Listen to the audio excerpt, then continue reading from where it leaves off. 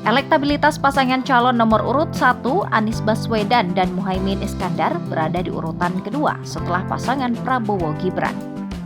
Survei Litbang Kompas memperlihatkan elektabilitas Anies Imin mencapai 16,7%. Meski menempati urutan kedua, Anies Muhaimin unggul di sejumlah wilayah.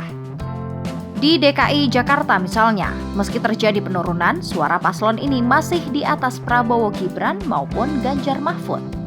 Anies yang merupakan Gubernur DKI Jakarta periode 2017 hingga 2022 itu mampu menguasai 28,6% dukungan pemilih ibu kota Jakarta.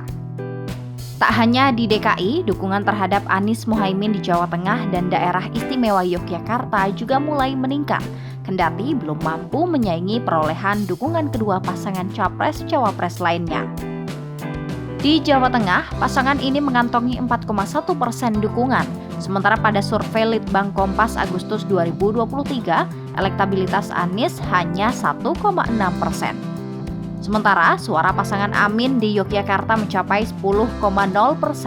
Ini meningkat dari survei sebelumnya yang hanya di angka 5,3%. Peningkatan suara juga didulang Anies Muhaimin di Pulau Kalimantan sebesar 19,8%. Lalu sedikit di Jawa Barat menjadi 27,3%. Pasangan Anies Muhaimin juga terbilang mampu membayangi capaian Prabowo Gibran di sejumlah wilayah, seperti kawasan yang berbatasan dengan DKI Jakarta dan sebagian wilayah Banten.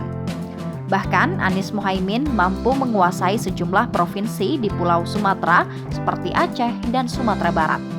Padahal jika merujuk pada hasil pemilu 2019, kedua provinsi tersebut menjadi benteng politik terkuat Prabowo yang saat itu bersaing dengan Presiden Joko Widodo. Survei Litbang Kompas mengukur elektabilitas masing-masing capres-cawapres yang akan berkontestasi pada pemilihan Presiden 2024 pada 29 November hingga 4 Desember 2023.